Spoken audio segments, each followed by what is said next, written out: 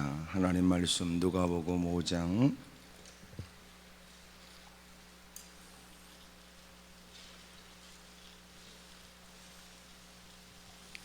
하나님 말씀 누가복음 5장 1절부터 11절까지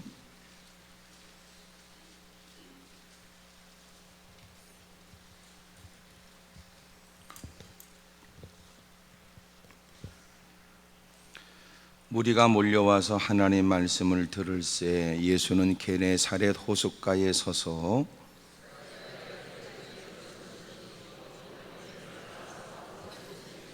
예수께서 한 배에 오르시니 그 배는 시몬의 배라. 육지에서 조금 떼기를 정하시고 앉으사 배에서 무리를 가르치시더니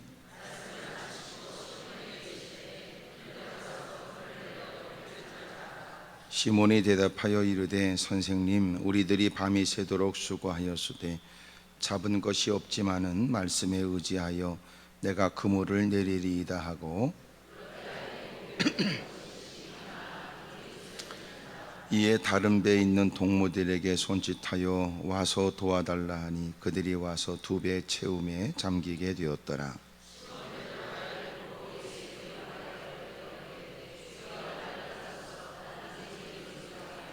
이는 자기 및 자기와 함께 있는 모든 사람이 고기 잡힌 것으로 말미암아 놀라고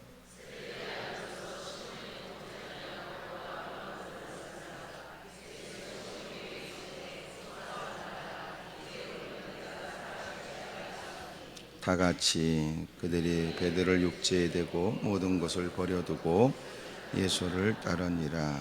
아멘. 고기 잡는 것을 업으로 하고 살아가고 있는 어부인 베드로에게 주님이 오셨습니다. 많은 무리들이 동행을 했는데 이미도 예수님 주변에는 많은 사람들이 예수님을 구주다라고 하는 것은 못 느껴도 예수님을 적어도 랍비 정도는 인식하고 있었고, 그래서 예수님 주변에는 많은 사람들이 있었습니다. 물론 주님이 행하신 놀라운 기적을 경험하기도 했고, 주님이 가르쳐 주시는 것은 지금까지 듣지 못했던 교훈이었고, 하지만 나중에는 제자들까지도 예수님이 누구라는 사실을 3년 동안 곁에 있으면서도 알지 못했던 걸 보면 이미 예수님을 따르고 있는 무리들 역시 예수님에 대한 바른 신지식을 가지고 있었던 것은 아닙니다.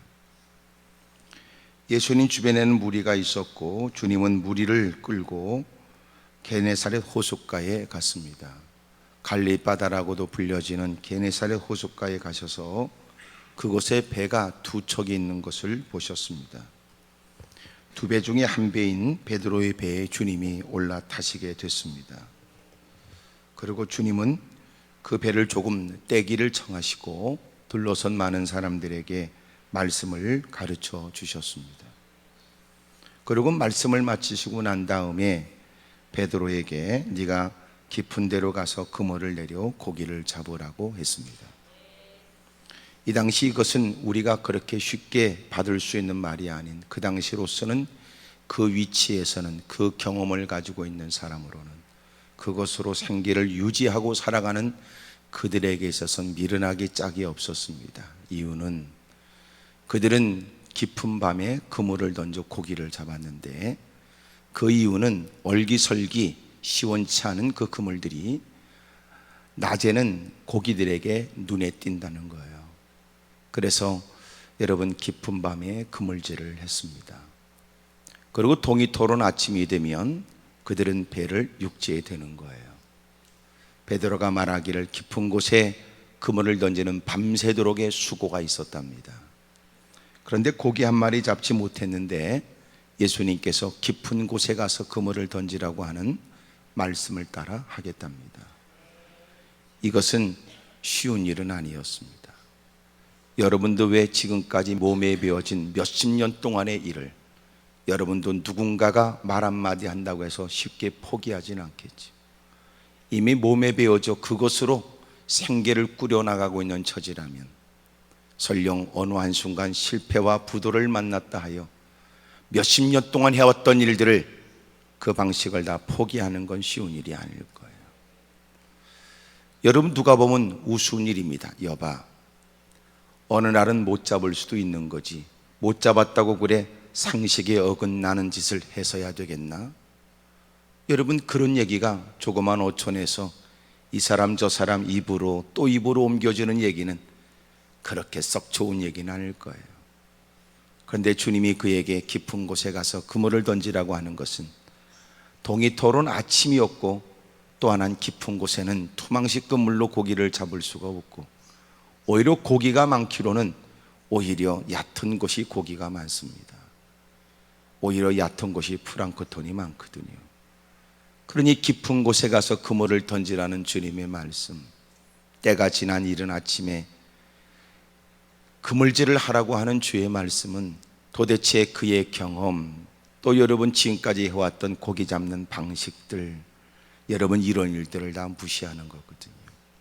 어찌 보면 주님이 주님의 청을 받아 배를 육지에서 조금 뗐다고 하는 베드로에 대해서 보상 차원에서 주님이 뭐라고 말씀하시는지 모르지만, 주님이 하시는 말씀은 결코 그에게 도움이 되는 말씀은 아닙니다. 그럼에도 불구하고 이게 웬일인지 베드로가 예수님이 하시는 말씀을 대로 그리하겠다 했습니다.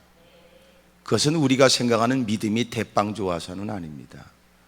그것은 어찌 보면 많은 무리를 끌고 온 예수님, 여러분 범상치 않아 보이는 그분, 말씀을 전하실 때 옆에서 듣고 있느라니까 이분이 평범한 분은 아니라고 느끼게 된 걸 거예요. 그런 중에 그분이 그에게 많은 무리들에게 말씀하셨던 주님이 그를 개인적으로 주목하여 개인적으로 그렇게 말씀하실 때는 그 많은 사람들 앞에서 예수님이 하시는 말씀이 경험상 맞지 않아도 면박을 주거나 오히려 그런 얘기에 토를 달거나, 여러분 벌컥 화를 내거나 말도 안 되는 얘기라고 함부로 그 말을 묵살한다는 것은 썩 그 분위기상 좋지 않다고 생각했는지도 모르지요. 그리고 그는 까짓거 내가 밤새도록 수백 번 수천 번을 던질 수 있었고 그래도 고기 한 마리 잡지 못했는데, 이렇게 괜찮아 보이고 많은 무리들이 따르고 있는 이런 분이 하시는 말씀에 까짓거 한 번쯤 더 어리석고 미련해 보이긴 하나 그 주님께도 이번에는 내가 빈 그물을 걷어들여 보여 알려드려야 되겠구만. 이른 아침에는 고기질을 하는 게 그물질을 하는 게 아니고, 또 깊은 곳에 가면 고기가 없다는 걸 확실하게 내가 이번에는 좀 알려드려야 되겠다. 그런 마음이었던 게 분명합니다. 왜냐하면 고기를 어마어마하게 잡고 난 다음에 그 베드로가 보였던 반응이 너무나 의외였고 있을 수 없는 반응이었기 때문에 그렇습니다. 그물을 던졌습니다. 그런데 여러분, 그가 생각했던 것과 달리, 그러나 하나님이 주님이 계획하신 대로 많은 고기를 잡게 된 거예요. 여러분처럼 아멘을 잘 못했을 겁니다. 왜냐하면 기가 막히고 말도 안 되는 결과였으니까. 그리고 그의 마음에는 두려움이 엄습합니다. 여러분, 좋다는 웬만큼 좋아야 큰 목소리로 여러분 환호를 하고 그리고 춤을 출 텐데, 이건 그런 일이 아니고 기가 막힌 일이었어요. 있을 수 없는 일이었습니다. 상상 밖의 일이었습니다. 지금까지 보지 못한 고기를 잡는다고 해도, 지금까지 자신의 원칙대로 해도 얻을 수 없는 어마어마한 결과였습니다. 마음에 다가온 두려움이 그로 하여금 무릎을 꿇게 했고 떨리는 음성으로 자신은 죄인입니다 라고 고백을 하게 됩니다. 그럴 수 있을까요? 여러분, 그는 전혀 상상도 기대도 하지 못했던 일이었어요. 깊은 곳에 그물을 던진 것은 믿음의 행위가 아니었고 그분에 대한 예의 차원이었으며, 어찌 보면 이것은 내가 전문가인데 많은 무리를 대동한 주님은 대단하다 하실더라도 이 일은 제가 알려드릴게요. 내가 예의상 주님이 말씀하시는 걸 대놓고 맞서서 말할 수는 없으나 이 일은 제가 전문가니까 까짓거 내가 한 번쯤 던져 이건 부질없는 짓입니다. 이거 내가 한번 못 보여드리겠습니까? 그럴 생각이 와르르 무너진 거예요. 주의 말씀은 사람들이 내뱉는 말과는 달랐고, 누군가가 쉽게 내뱉는 위로나 격려의 말, 참견의 말, 훈수의 말이 아니었다. 여러분, 놀라운 기적이, 놀라운 결실이 있게 됐습니다. 너무너무 두려워 그 앞에 무릎을 꿇고 저는 죄인입니다, 저를 떠나십시오. 지켜본 주변의 사람도 다 두려워했습니다. 주님께서 그에게 말씀하시기를 이제는 내가 너를 사람 낚는 어부가 되게 하겠다. 그래요. 그리고 그는 기꺼이 모든 그 풍요롭게 가득 찬 모든 것들을 다 버리고 예수님을 따르게 되었다라고 하는 것이 오늘 예수님의 수제자 베드로가 주님의 부름을 받고 주님을 따르게 된 내용을 얘기하고 있습니다. 오늘 성경은 우리에게 중요한 몇 가지 일들을 가르쳐줘요. 기적에 대한 얘기입니다. 기적. 여러분, 기적은 어떻게 일어날까요? 기적은 여러분, 우리가 끝이라고 생각할 때 비로소 기적은 시작이 되는 거예요. 그는 열심히 밤이 맞도록 그물질을 했습니다. 고기 한 마리 잡지 못했습니다. 그리고 이제는 또 다음 날이든지 그 어느 날을 기약하면서 그는 그물을 싣고 있었다고요. 소위 다 정리가 된 거예요. 빈 그물로 빈 배로 돌아온 그가, 여러분, 이제는 더 이상 기력도 없고 또 던져봐야 고기를 잡을 수 없다고 생각해서 소위 모든 작업을 끝내게 된 거죠. 근데 주님이 그에게 놀라운 기적을 베풀어 주신 거예요. 기적은 우리의 끝이 돼야 주님의 기적이 시작이 돼요. 사람의 끝은 하나님의 시작입니다. 그래서 대부분 절망 가운데 있는 사람들이 하나님을 빨리 경험하게 되는 대부분의 이유는 그 절망은 그로 하여금 자신이 의지하고 기대했던 모든 것들에 대한 기대를 빨리 내려놓기 때문에 그렇습니다. 그리고 주의 말씀을 좀 더 심각하고 진지하게 경청하기 때문에 그렇다. 사람이 소위 어중뛰면 여전히 하나님의 도움은 필요하다고 말해도 마음 한구석에 나름대로의 자기가 기대하는 바가 있게 마련이고요, 기도는 한다고 하지만 여전히도 자기가 의지하는 사람이 떠오르게 돼요. 앞에서 힘써 사력을 다하고 하나님만이 생명줄인 것처럼 매달리라고 얘기하면 그것은 비참하고 처절한 사람이나 하는 짓이고, 내가 하나님께 무릎 꿇고 기도는 하지만 나는 무사람과 달리 내가 기도해서 해결이 안 되면 다른 방법도 있다고 생각하는 사람들은 하나님 말씀을 경청하는 자세가 진지함이 덜할 수밖에 없고, 매달려 기도해도 사력을 다하여 기도하는 기도의 열정이 여러분 그리 크지 않을 수 있겠지요. 하지만 더 이상 길이 없는 사람은 다릅니다. 더 이상 방법이 없어 처절한 처지에 마지막 기대했던 모든 그렇게 붙들고 있는 끈이 썩은 동아줄이라는 사실을 아픔 속에 실망 가운데 깨닫게 된 사람은, 그들은 하나님께 무릎 꿇기가 좀 수월해요. 어차피 바라볼 건 하나님밖에 없고요, 여전히 많은 사람들에게 입은 상처 때문에 의지할 것은 주님밖에 없다고 깨닫기 때문에 그렇습니다. 만약 우리가 이러면 어떨까요? 그리 큰 고통과 어려움은 아니지만 나름대로는 그 일을 위해 이 사람 저 사람 자문을 구하거나 이것저것 뛰어다니면서 도움을 청하겠다고 애쓸 수 있는 수고의 여지, 기대의 여지가 아직 남아있지만, 그래도 많은 사람이 돕겠다는 할지라도 돕겠다고는 해도 이 일을 해결해 주는 건 주님밖에 없다는 확고한 믿음을 갖고 있다. 여러분, 그 사람은 더 유익된 좋은 결과를 얻게 마련입니다. 하지만 대부분은 그렇지 않아요. 사방팔방에 다 막혀야 비로소 고개를 들어 하늘을 바라봅니다. 여전히도 우리는 가야 될 왼쪽에 열렸든 오른쪽에 열렸든 어느 한 군데가 틈만 보이면 그곳으로도 비집고 탈출하려고 하거든요. 상처만 있지 뜻대로 되지 않는 일들을 늘 반복하지만 사람들은 조금만 틈만 보이면 마음의 엉뚱한 일에 기대를 갖고 살아요. 얻어진 결과는 세월이 지나가면서 우리는 더 새로운 상처만 입게 됩니다. 왜 우리는 속히 하나님을 못 볼까요? 왜 빨리 무릎을 못 꿇을까요? 왜 우리는 진지한 기도에 힘쓰지 못할까요?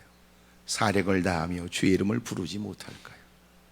아직도 그의 믿음 없음을 얘기도 하지만 아직도 그에게는 인간적으로 나름대로 기대하는 구석이 있기 때문에 그렇습니다. 여러분, 한 끼니라도 남아있으면 한 끼니라도 버티고 싶은 거예요. 여러분, 쌀 한 바가지 남아있으면 그것으로도 버텨보겠다는 게 인간의 더러운 속성이거든요. 여러분, 때로는 쌀이 다 떨어져도 며칠은 가지고 버틸 수 있으면 버텨보려는 게 인간이라고요. 그래서 어찌 보면 하나님께 대부분 무릎 꿇는 사람은 믿음이 대빵 큰 것처럼 보이지만 사실은 오죽하면 기도할까 그런 생각이 들어요. 적지 않은 사람은 누구보다 여유 있는 중에도 그래도 되게 하실 분은 하나님이야. 내게 수없이 많은 사람이 나를 돕겠다고 나서도 그들이 나를 염려하는 건 고맙긴 하지만, 그러나 이 모든 문제를 해결해 주는 건 주님이, 결정은 주님이 해주셔야 되니까. 그리고 무릎 꿇는 사람은 얼마나 귀해요. 근데 대부분은 보통이 아니잖아요. 다 털어먹고 오그라지고 깨지고. 지켜보는 사람이 답답해요. 야, 너 그 정도가 되면 네가 멀리했던 하나님을 찾을 만하고, 그 처지가 되면 하나님께 무릎 꿇고 힘줘 주 이름을 부를 때가 됐다고 생각합니다. 넌 해도 너무한 것 같으다. 그런 사람들 말이에요. 성경에 그래서 가장 우리에게 저주스러운 게 뭐냐면 완악함이라는 거예요. 오늘 교인들에게 있어서 가장 가슴 아픈 일은 무지의 문제가 아니라 완악함의 문제라는 거예요. 기도에 관해서는 많은 걸 듣고 있지만 그는 여전히 무릎 꿇지 않아요. 기도에 관한 좋은 얘기는 그는 알고 있지만, 그러나 기도는 비로소 해야만 기도에 대한 결실을 얻게 되는 거거든요. 하지만 대부분 그렇습니다. 그렇게 사력을 다하여 매달려 기도해야 되는데 그렇게 되기까지는 쉬운 게 아니에요. 자신도 마음 가운데 의지하고 기대했던 모든 것들이 와르르 무너지지 않으면 여러분 여전히 그저 썩은 동아줄이라도 붙들고 싶어하고, 기대면 허물어질 여러분 시원치 않은 벽에 기대고 싶은 거예요. 온몸이 더 상처가 늘어나고 견딜 수 없는 고통이 있어야 그는 비로소 무릎을 꿇게 될 거예요. 이런 생각 없어요? 어차피 자빠진 김에 무릎이라도 꿇자. 문제는 얼마나 인간이 강팍한지. 여러분, 자빠지면 망연자실하지 무릎도 꿇지 않습니다. 미국의 어떤 어린아이가 저녁에 반복되는 이상한 습관을 어머니가 보게 됐는데, 굿나잇 키스를 하고 아이가 잠자리에 드는 모습을 봤는데 반드시 침상 옆에서 그렇게 자기의 신발 하나를 툭 던져 놓는다는 거예요. 침대 밑에다. 그러고는 또 잠을 자는 겁니다. 아침에 반복되는 모습은 뭐냐 보니까 일어나서 슬리퍼를 찾는데 또 바싹 엎드려, 그러고는 슬리퍼를 엎드려 더듬더듬 찾아내고는, 그러고는 또 무릎을 꿇어요. 그리고 기도하는 겁니다. 이상한 습관이라고 보여지는 그 모습을 지켜보고 엄마가 물었습니다.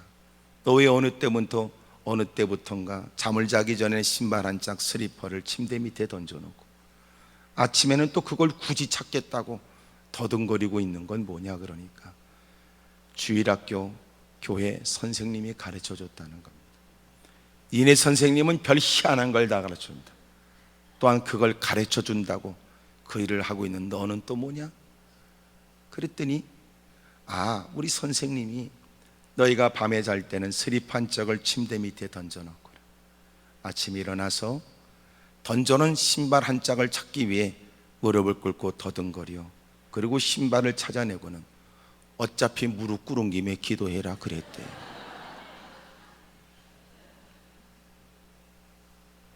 그리고 아이들에게 기도를 가르쳐 줄 목적이었습니다. 사랑하는 여러분, 우리는 힘들고 어려워 더 이상 버텨낼 수 없어 힘없이 무너지면 까짓 거 어차피 넘어진 거 무릎 꿇고라도 주의 이름을 한번 부르자. 그러면 좋을 것을 대부분은 자빠져서도 한숨 쉬고 절망만 하고 원망만 하고 너버려져 있지. 그래도 기도를 잘 안 한다. 누군가 그의 소매를 잡아 끌어 기도 현장으로 인도하려고 해도 내가 이 처지 이 마음에 내가 기도할 마음이 있겠냐고 그 손을 뿌리치는 거예요. 사울 왕이 그가 저주받아 비참한 최후를 맞이하게 된 것은 하나님께 구하지 않았기 때문이라니 놀랍지 않습니까? 사울 왕이 망한 것은, 그가 죽은 것은 성경이 그대로 표현 그대로 그가 구하지 않았기 때문이에요. 그리고 또 하나 놀라운 건, 여러분 신접한 여인에겐 가서 물어봐도 하나님께는 구하지 않았던 것. 어둠의 세력은 예배 자리에 설교를 듣게는 하고 기도에 관한 많은 얘기에 감동도 느끼게 하지만 결과적으로 이런저런 이유 때문에 그로 하여금 기도하지 못하게 해요. 기도의 응답은 기도하는 자만이 얻을 수 있는 겁니다. 기도에 관한 많은 격언과 기도에 대한 많은 얘기를 네가 알고 있다는 것이 무슨 소용이 있습니까? 하나님은 비로소 기도하는 그 입술에 응답을 물려주고 부르짖음에 주님은 응답해 주시는 분이에요.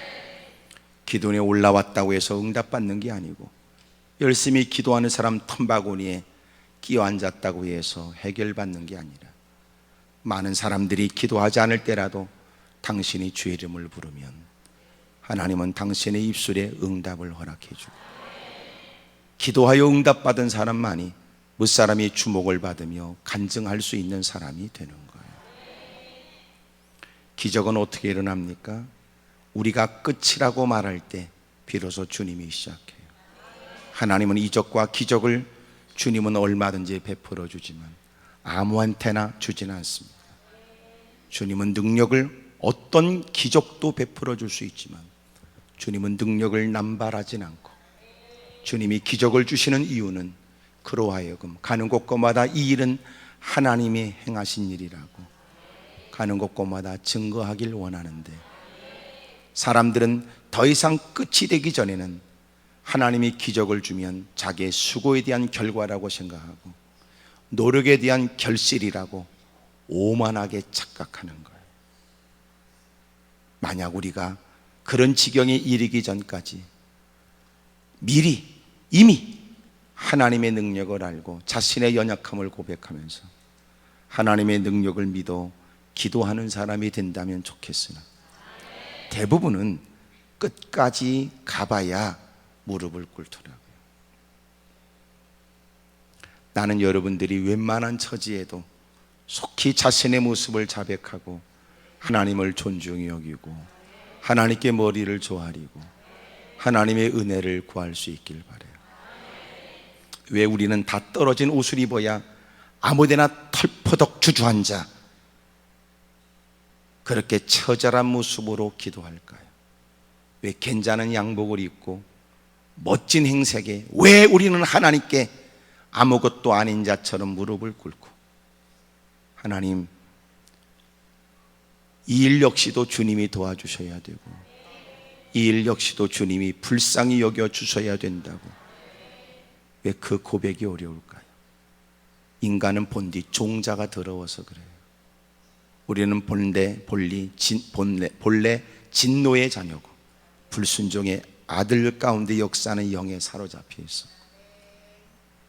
우리는 허물과 죄로 이미 죽어버린 존재고 태어날 때부터 우리는 이미도 죄를 져서 죄인이 아니라 죄인으로 태어났기 때문에 그렇습니다. 하는 짓이 엉뚱한 짓에 생각하는 것이 더러운 생각이 가득한 거예요. 이렇게 가만히 있는 거 보면 착해 보여도 그 속을 누가 알겠어요? 열심히 믿음으로 살 것처럼 성산에 올라와도 여러분 예배 끝난 다음에 여러분이 또 벌일 끔찍한 일은 또 누군가를 또 황당하게 만들겠지. 그게 인간이라고요. 지금은 위기를 벗어나기 위해 탈출하기 위해 별말을 다 하지만 여러분은 또 어떤 기회가 주어지면 무슨 말을 하고 무슨 짓을 할지도 상상하지 못할 사람. 왜 우리는 그렇게 환경을 통해 엄하게 거칠게 통제만 해야 될까? 그래서 우리가 신앙이 성장해야 될 필요가 있는 거예요. 성숙한 신앙 말입니다. 깊이가 있는 신앙 말이에요. 누구보다 하나님과의 친밀함 속에 하나님을 누구보다 잘 아는 신앙 말이에요. 누가 볼 때는 왜 사장으로서 왜 그렇게 노숙자처럼 기도하고, 왜 그런 남다른 위치에서 이젠 절대절명의 위기를 만난 삶처럼 하나님께 매달리는지, 혹시나 그가 그렇게 말할 수 있을까요? 오늘 당신이 부러워하는 그렇게까지 사력을 다할 필요가 없는 이 위치에 오르기까지, 이것은 하나님의 은혜라는 사실을 제가 잘 압니다. 나는 당신이 나를 부러워하는 것에 나는 속지 않습니다. 나는 오늘도 이것이 하나님께로부터 부여된 은혜라는 사실을 잊지 않습니다. 오늘도 내가 만나는 문제 앞에 배경과 지혜와 인맥으로 이 문제를 풀려고 하기보다 나는 이것 역시도 주님이 해결해 주셔야 된다는 걸 저는 확신합니다. 당신은 끝까지 가봐야 하나님을 의뢰하게 되지만 나는 여기서도 하나님의 도움이 필요하다는 걸 압니다. 그게 현명하잖아요. 그런데 대부분은 여러분, 사람이 더 이상 벅차 감당할 수 없는 지식의 한계, 능력의 한계, 인맥의 한계, 자신했던 모든 것들이 오하르르 다 붕괴돼야 비로소 하나님을 찾고 하나님의 능력과 역사를 기대한다니 슬픈 일이지요. 이런 불행한 일이 없었으면 좋겠어요. 기적은 사람의 끝이 하나님의 시작이 되는 것. 남다른 여건에서도 자신의 한계를 인정하고 하나님을 존중히 여기고 힘써 주의 약속을 쫓아 주의 이름을 부르며 믿음으로 힘쓰고 애쓰게 되면 하나님이 그에게 더 큰 은혜를 베풀어 주실 거예요. 여러분, 기적은 하나님의 말씀에 근거합니다. 주님께서 말씀하셨습니다. 너는 깊은 곳에 가서 그물을 내리라고. 물론 대빵 큰 믿음이 있었던 건 아닙니다. 여러분, 희망을 갖고 뭔가 크나큰 기대 속에 그물을 던졌던 건 아닙니다. 하지만 그럴지라도 그럼에도 불구하고 여러분, 썩 좋지 않은 동기였고 대단히 큰 믿음에 의한 동기는 아니었지만 여러분, 깊은 곳에 가서 그물을 던졌는데 되어진 일은 상상을 초월한 결과였단 말이에요. 기적은 말씀에 근거되는 겁니다. 제가 그런 얘기를 했지만 사람이 대부분 남편, 아내, 자식, 부모로 살아요. 사업가로 살고 생업을 하는 사람으로 살고 직장인으로 살아요. 비차가는 인간관계에 의리를 따지는 친구로 살아요. 여러분, 선후배를 따지는 관계로 삽니다. 누가 볼 때는 좋은 선배가 있고 좋은 친구가 있습니다.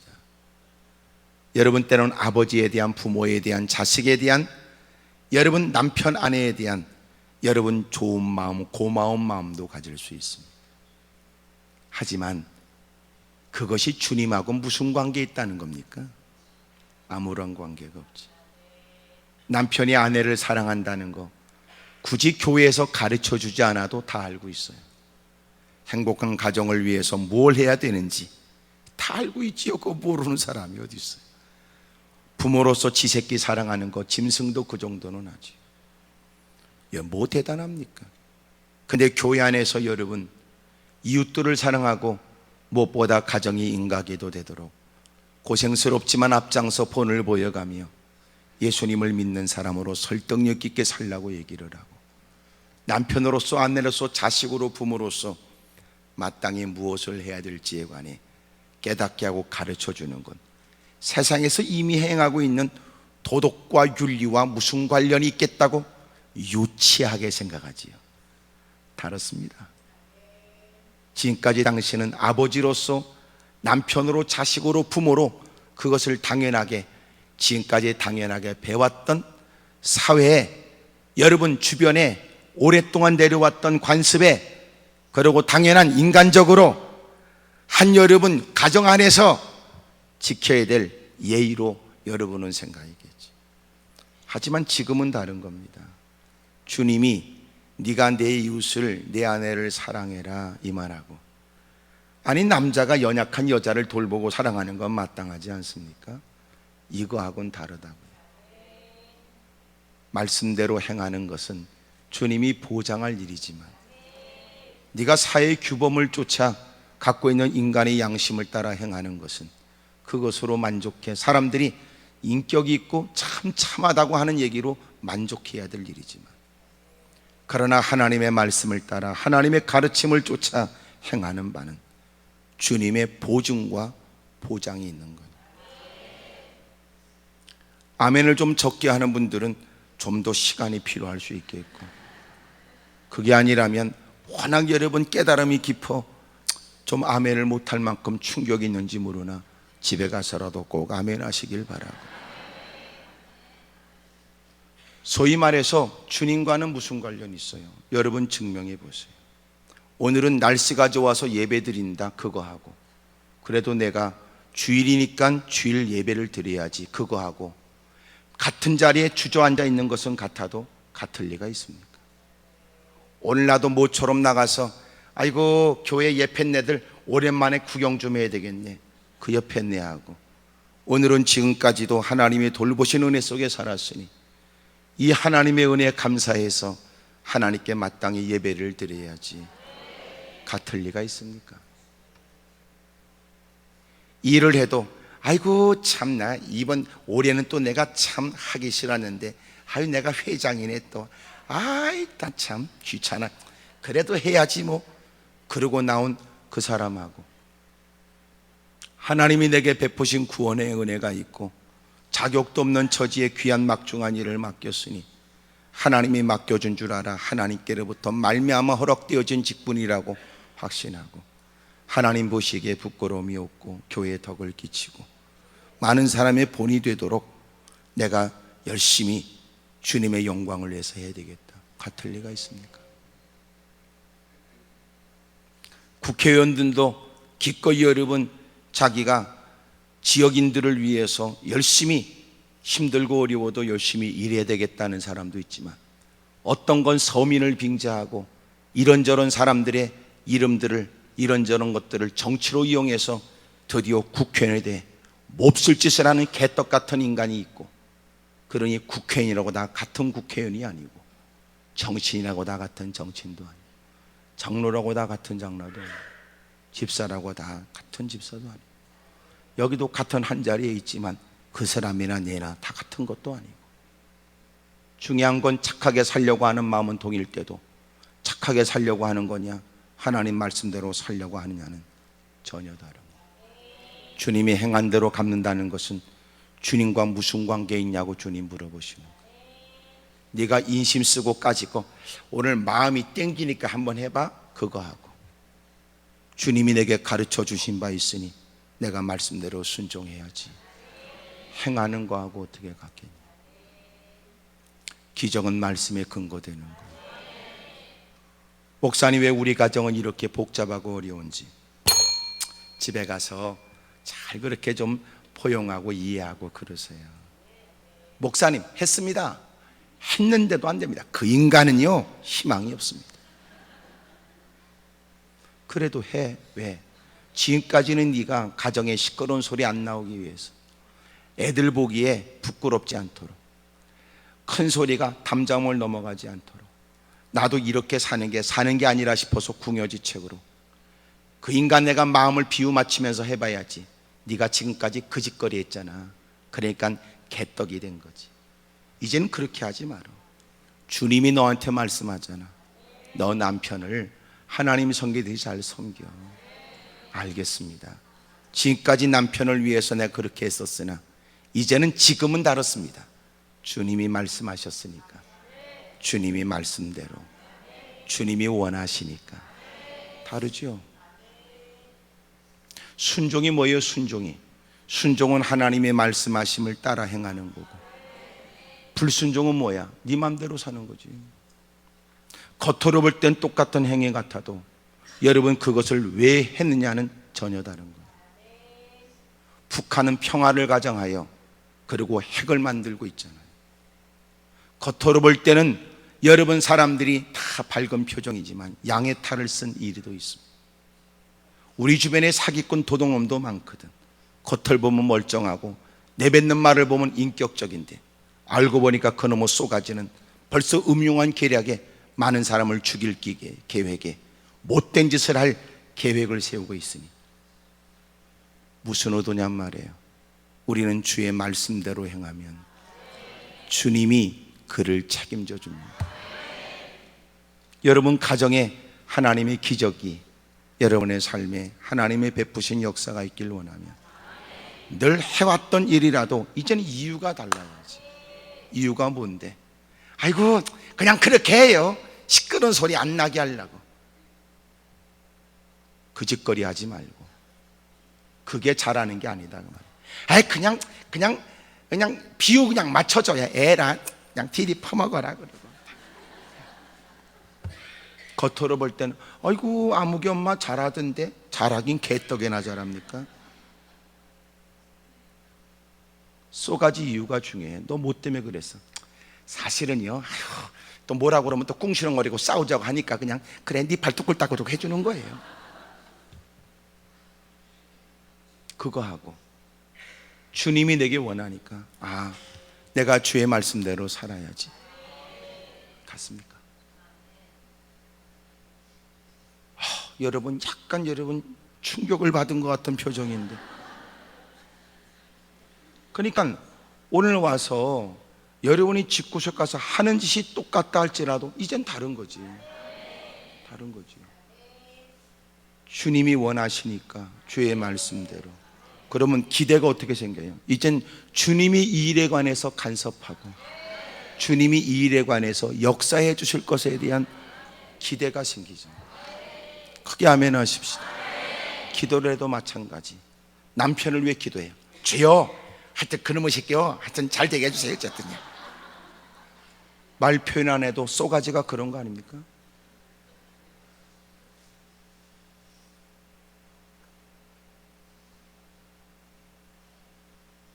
누군가 묻기를 당신은 남편을 위해 기도합니까? 그럴 때 선뜻 얘기하겠지.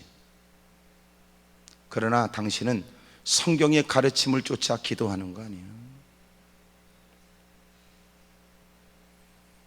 기도하는 모양은 있으나 그 기도는 아니고, 그래서 적지 않은 사람들이 기도는 하지만 주님은 기도하는 사람 옆에다가 쓰레기통을 준비해서 그런 그따구 기도는 쓰레기통에 쳐넣어버린다고.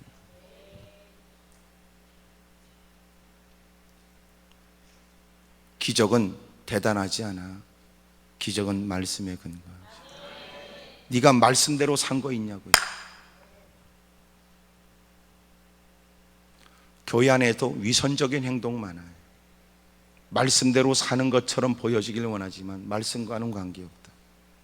그저 교회 생활하면서 누가 부딪히기 싫거나 이왕 교회 다니는 그 장로 권사는 해먹어야 되니까 그럭저럭 남들 하는 만치 하면 된다는 생각을 하다가 어느 날 여러분 사람들의 눈을 속여서 장로 권사 집사 하니까 사기치고 등치는 못된 인간이 되고 사회 헤드라인에 이름이 써지고, 그리고 여러분 신문의 사진에 그렇게 십자가 걸려있는 여러분 성경책 보여지는, 또 여러분 누군가 뒤져서 어느 교회 장로라고 그러고.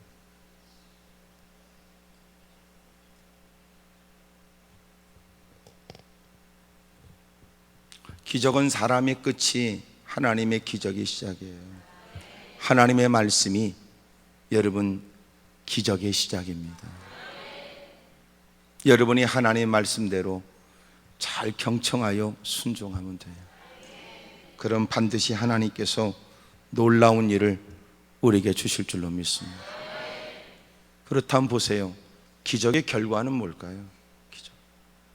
여러분은 기적의 시작에 관해서는 여러분들은 상당히 관심을 많이 가져요. 기적을 체험해야 되니까.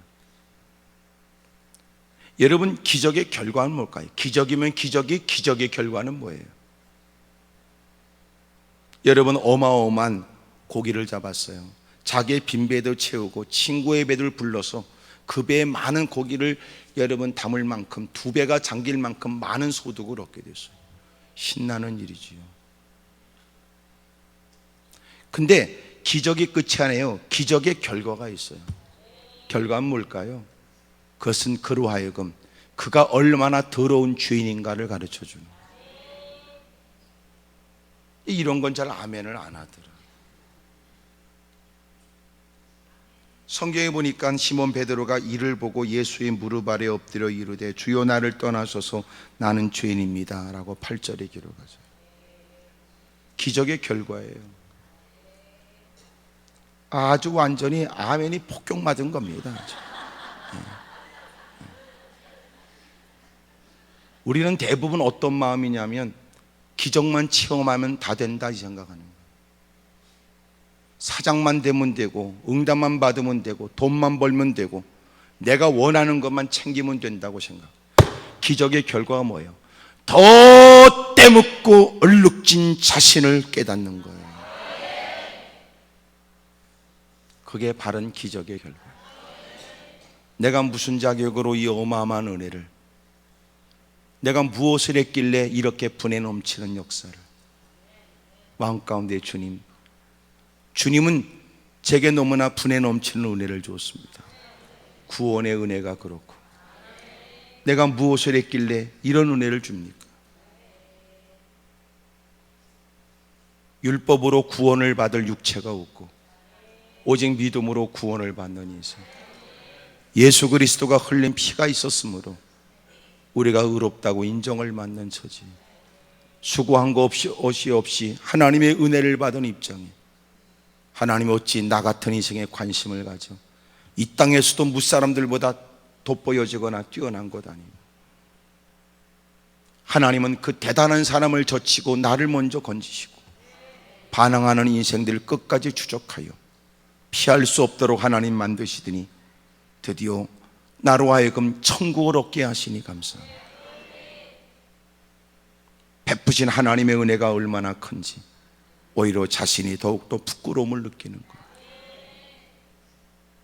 기적의 결과가 뭐예요? 여러분을 더 자신을 깨닫는 거예요. 그런데 놀라운 건 대부분 기적을 체험했다고 하는 것들이 교만하더라. 누구보다 자신이 우월한 것처럼. 지금 베드로는 자기가 우월하다고 말하지 않고 죄인이라고 고백을 해요.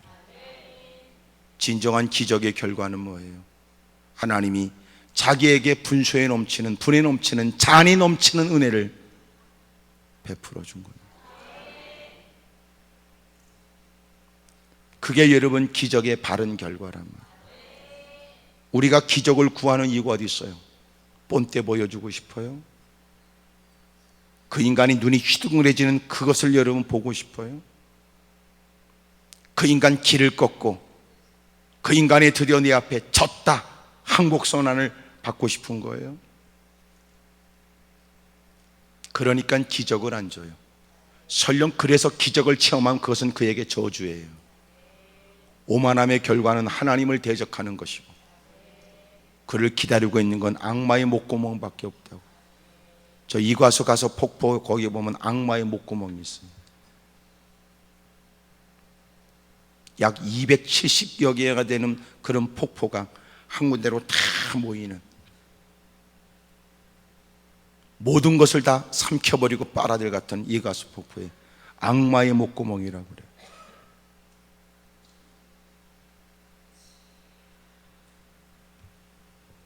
하나님이 여러분 고통과 괴로움의 문제를 해결해 주면 어쩔 겁니까? 그동안 몸이 아파서 돌아다니지 못했던 곳에 주일도 땡땡이 치면서 놀러 다니고 싶어요? 하나님이 당신의 물질의 문제 해결해 주면 어떡하려고? 내가 들고 다니지 못했던 백, 백화점 쇼윈도에서 보기만 했던 백, 누가 들고 다니면 그것 때문에 심통이 났던 처지에 아직 가서 팍팍 법인카드를 긁어가면서 몇 개씩 양손에 들고 다니고 싶어요?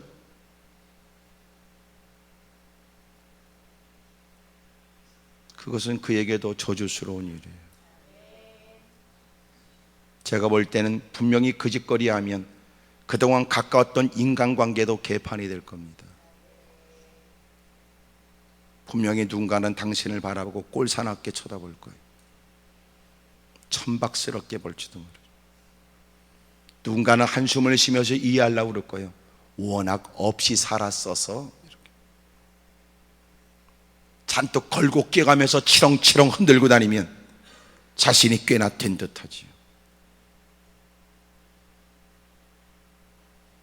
기적의 결과는 오히려 지금까지 알지 못했던 자기를 더 깊이 있게 깨닫게 됩니다. 그게 진정한 주님이 주시는 기적에 의한 결과입니다.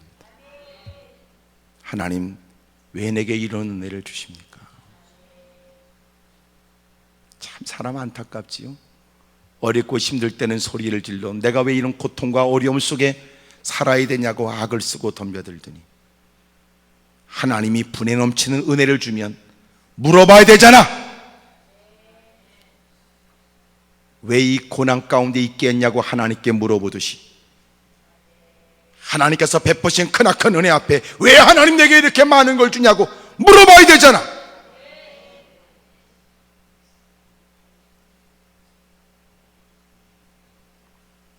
탐욕적이고 야망적인 인간들, 그게 우리입니다. 주님의 베푸시는 이적과 기적 앞에 마땅한 기적의 결과는 뭐냐면 여러분, 자기를 더 깊이 있게 깨닫는, 주님, 내가 뭘 했다고요? 제가 무엇을 했다고요? 이렇게 이 모든 것들을 소유하고 누려보겠다고 악을 쓰는 사람 많으나 왜 하나님은 내게 이런 은혜를 주십니까? 그 다음에 나타나지는 게 뭘 것 같아요? 하나님, 뭐 하라고 그러는 거지요? 하나님이 저에게 뭔가 더 큰 기대를 가지고 계셔서 그런 거죠. 자기를 깊이 있게 깨닫게 된 그는 귀가 열리지. 주님, 뭐 할까요? 어떻게 할까요? 그 전에 어떤 앞섰던 믿음의 선진들 가운데 한 분은 그렇게 넉넉하지 못한 중에 사역을 하고 넉넉하지 못한 중에 자신의 손에 쥐어진 생활비를 가지고 기쁨으로 그래도 사역하다가 환경과 여건이 좋아져서 이제는 두둑한 생활비가 생겼는데도 그분은 그분의 생활이 그리 달라지진 않았다 그래요. 단 하나님의 일은 더 넓어졌다 그러더라고요. 어렵고 힘들 때는 더 큰 일을 하고 싶으나 여건이 따르지 않아서 못하는 것처럼 소리를 지르니 하나님의 형편과 여건을 주니까 이제는 더 못 써서 환장한 인간이 되어버린 거예요. 하나님의 기적을 체험한 결과는 오히려 자신을 더 깊이 있게 깨닫게 돼요. 또 하나는 귀가 열려요. 너는 나를 따르거라. 내가 너를 사람 낚는 어부가 되게 하라. 기꺼이 그가 이제는 더 많은 고기를 잡아서 수산업에도 자신의 삶을 드리겠다는 게 아니었고, 귀를 기울였던 바 주님이 그에게 들려주시는 음성은 전혀 예기치 못한, 그러나 기쁨으로 동의할 만한, 또 그렇게 따라갈 만한 이유가 있는 주의 음성을 듣게 돼요. 기적의 결과는 뭐예요? 여러분, 주님의 또 새로운 분부에 더 긴장된 모습으로 귀를 기울이는 거예요. 주님, 이제는 뭐 할까요? 이제는 어떻게 하면 될까요? 어려울 때는 갈 길을 묻더니 힘들 때는 어떻게 하면 좋겠냐고 넋두리하며 긴 한숨을 토하며 하나님께 도움을 청하더니 풍요가 있고 형편과 여건이 좋아지니까 이제는 하나님의 음성은 젖혀버리고 지 마음대로 살아가는 겁니다. 그게 사람의 모습이라고요. 하나님이 기적을 주면 어쩌실 겁니까? 마치 당신이 그렇게 사는 건 기적이 없기 때문입니까? 오늘 당신이 긴 한숨을 토하는 건 단지 형편 때문입니까? 솔직히 여러분, 너무나 엉터리 가짜가 너무나 많다.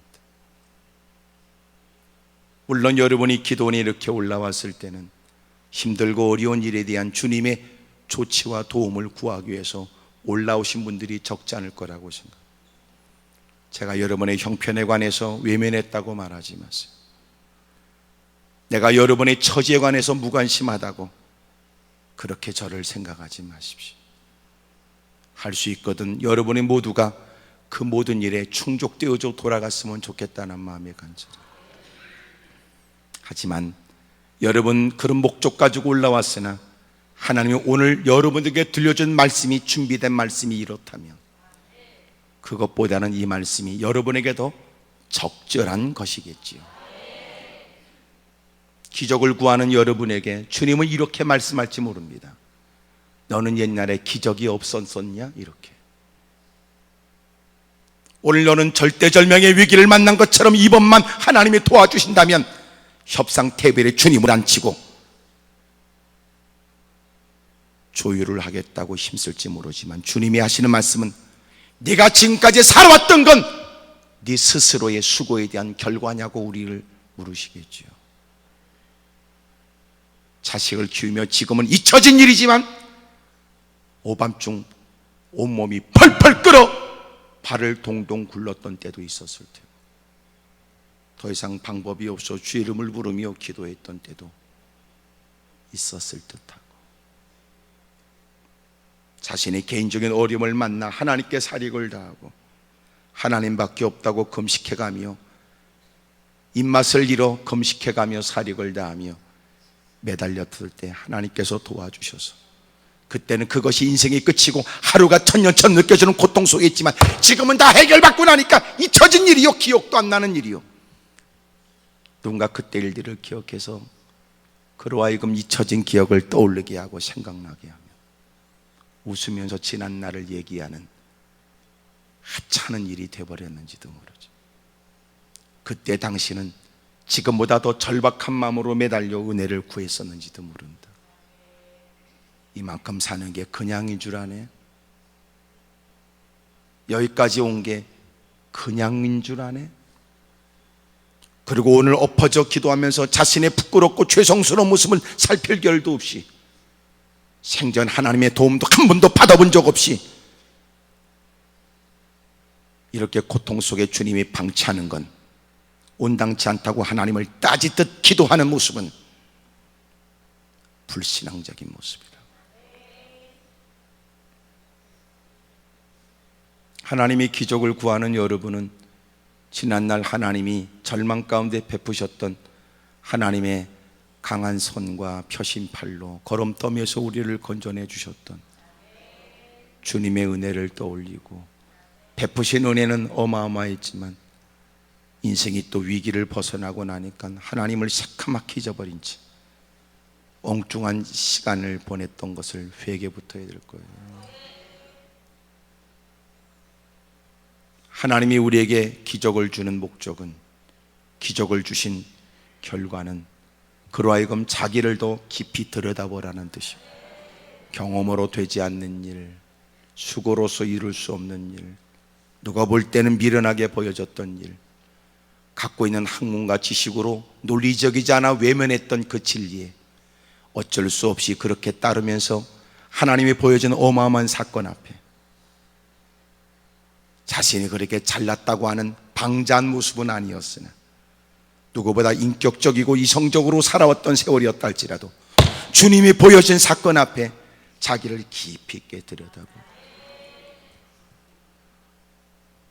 베드로가 나는 죄인입니다 고백하는 것처럼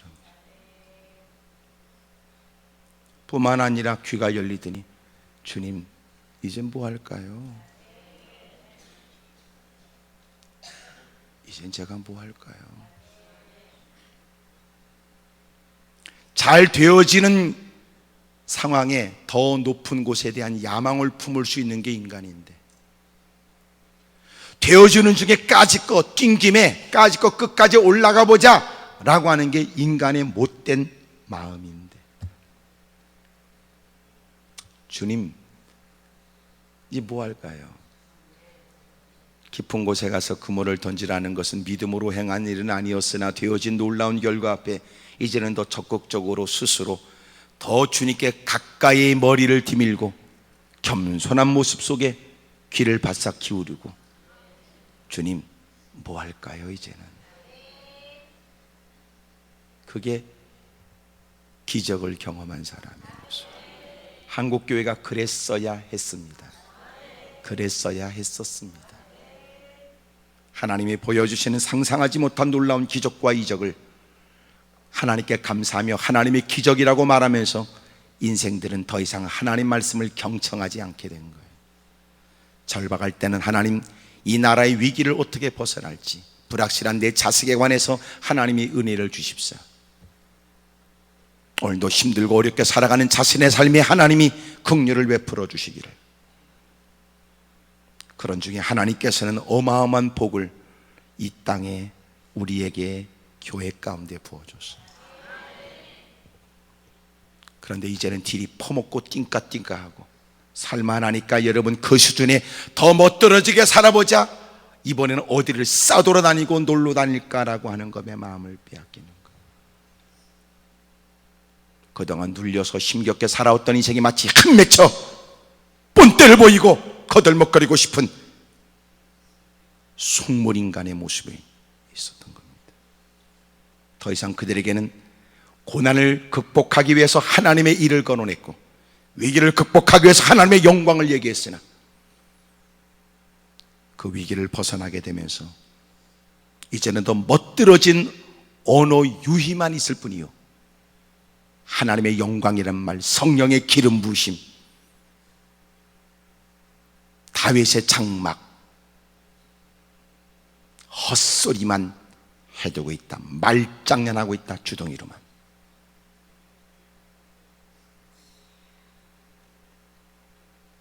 하나님의 베푸신 기적 앞에 주님 뭐 할까요? 전혀 지금까지 생각하지 못한 일로 주님이 그를 부르신 거예요.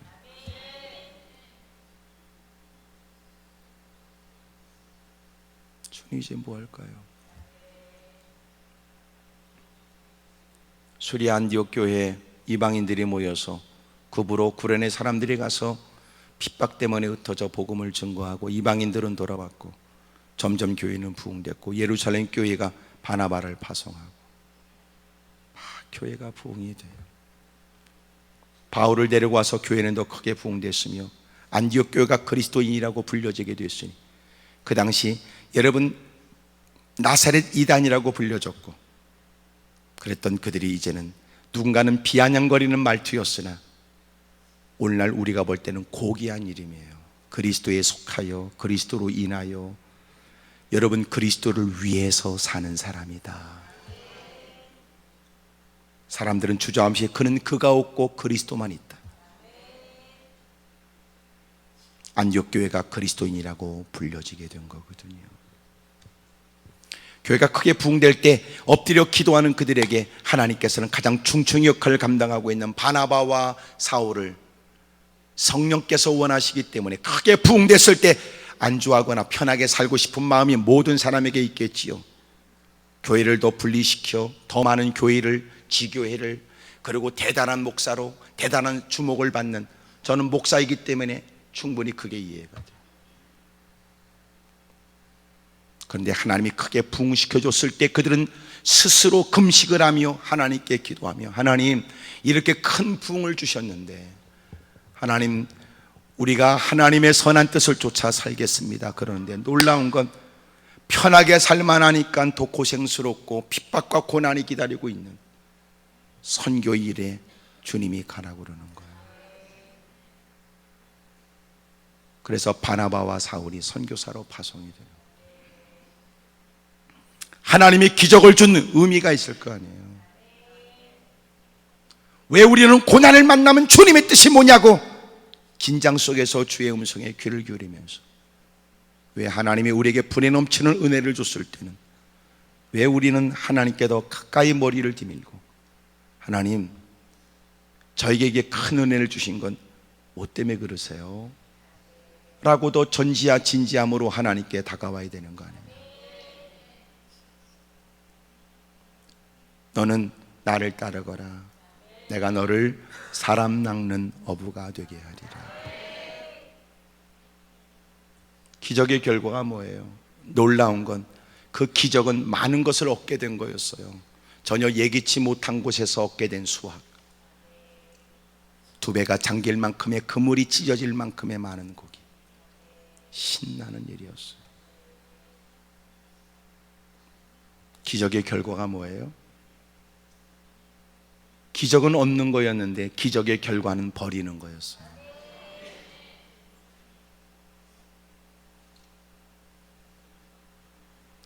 여러분, 기적은 얻는 거였는데 기적의 결과는 뭐예요? 그것에 얽매이지 않는 거예요. 오히려 주님으로 살겠다는 겁니다. 그게 기적의 결과예요. 그런데 도대체 우리가 원하는 기적은 무엇 때문이며 기적을 경험했다고 하면서 우리가 살아가는 삶의 모습은 무엇입니까? 더 많은 것에 눈이 멀어져 있는 거예요. 더 탐욕스러워진 거예요. 더 욕심이 늘어나게 된 거예요. 우리는 과연 지금까지 살아오면서 기적이 없었습니까? 오늘 또 무슨 목적 때문에 기적을 구하시는 겁니까? 무엇 때문에 여러분 더 놀랍고 위대한 역사가 있기를 기대하십니까? 우리의 탐욕스러움은 결국은 우리를 삼켜버려요. 욕심이 잉태한 즉 죄를 낳게 되고, 죄가 장성하면 결국은 사망밖에 없어요.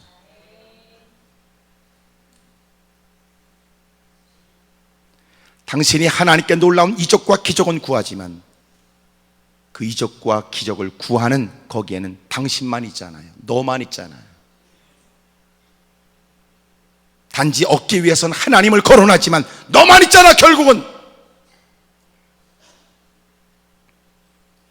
오히려 주님이 우리에게 많은 걸 부어줘 우리를 더 타락케 하셨단 말입니까? 특별한 이적과 기적을 우리에게 부어줘서 우리를 더 지독스러운 죄악 가운데 우리를 집어넣게 하려고 주님이 우리에게 기적을 주셨단 말입니까? 당신의 탐욕스러운 행동 때문에 많은 사람들을 상처를 주고 열등의식에 빠뜨리고 교회 생활을 힘들게 하실 목적이셨습니까?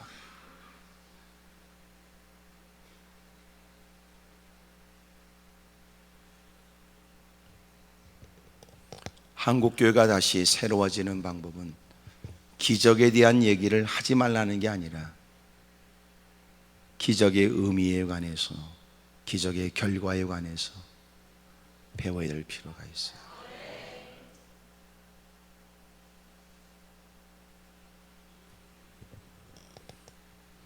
나는 여러분들이 하나님 말씀 따라 사세요. 예? 끝이라고 생각되는 것이 하나님의 시작인 줄 믿고 이제라도 하나님 말씀을 잘 경청하고 하나님 말씀대로 사세요. 습관적으로 살고 싶고 몸에 익숙한 대로 살아야 마음이 편할 수 있지만 여러분, 습관적으로 사는 것은, 살아왔던 삶의 방식대로 사는 것은 내 마음에 평안할 수 있어요. 하지만 삶은 고달퍼. 그러나 말씀대로 사는 것은 마음에 썩 그렇게 달갑진 않아. 혹시나 마음 가운데 이렇게 살면 망하지 않나, 하나님 말씀대로 사는 건 미련하지 않는가, 그런 마음의 갈등도 있지만 워낙 의도 터지고 깨어져서 되어진 일도 없는 터에 이제는 까짓거 말씀대로 더 이상 방법이 없으니까 살아보자고 결심하게 되면 주님이 그를 도와주세요. 참 인간이 얼마나 완악한지, 그렇게 터지고도 지 맘대로 살아. 그렇게 어려움을 겪고도 지 맘대로 산다. 참 못됐어요. 여러분은 자기하고는 관계없는 것처럼 나만 아주 뚫어지게 쳐다만 보고 앉아있네. 가만히.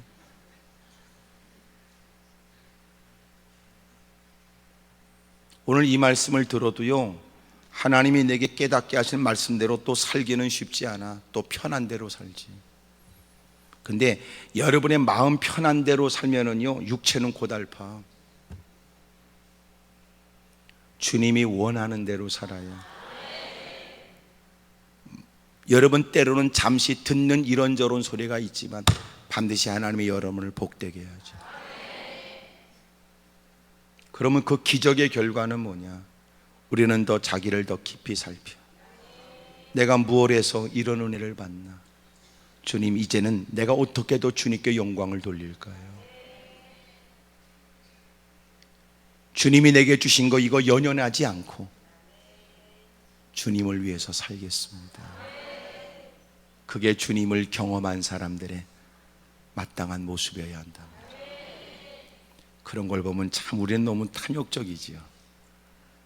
그래서 여러분, 누군가를 싸워서 내 앞에 굴복시키려고 하기보다 자기와 싸우는 게 일평생 싸움이고 극복하기 어려운 과제예요. 하나님, 내가 나를 이길 수 있도록 저 좀 도와주십시오.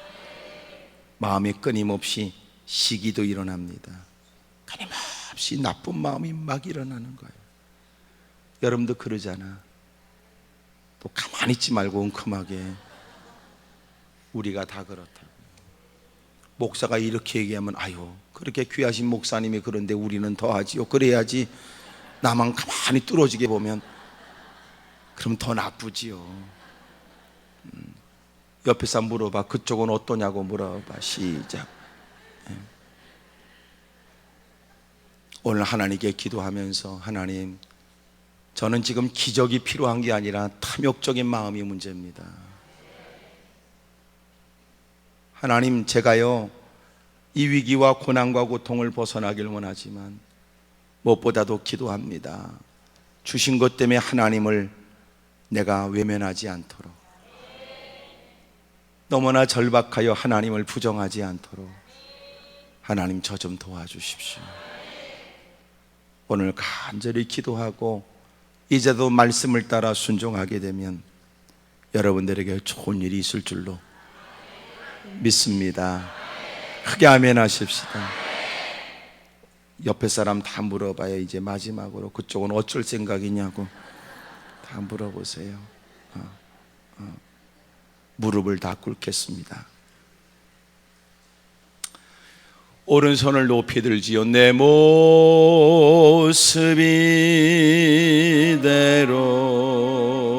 이대로 주 받으옵소서.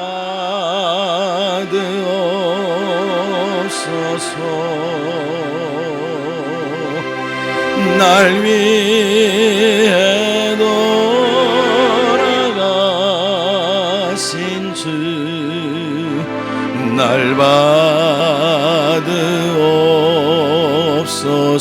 두 손 들고 내 모습 이대로, 내 모습 이대로 주 받으옵소서. 날 위해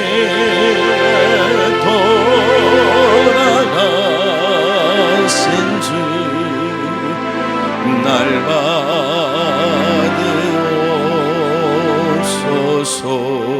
한 번 더 내 모습, 내 모습이 때묻고 얼룩진 모습 그대로 다가왔습니다. 주가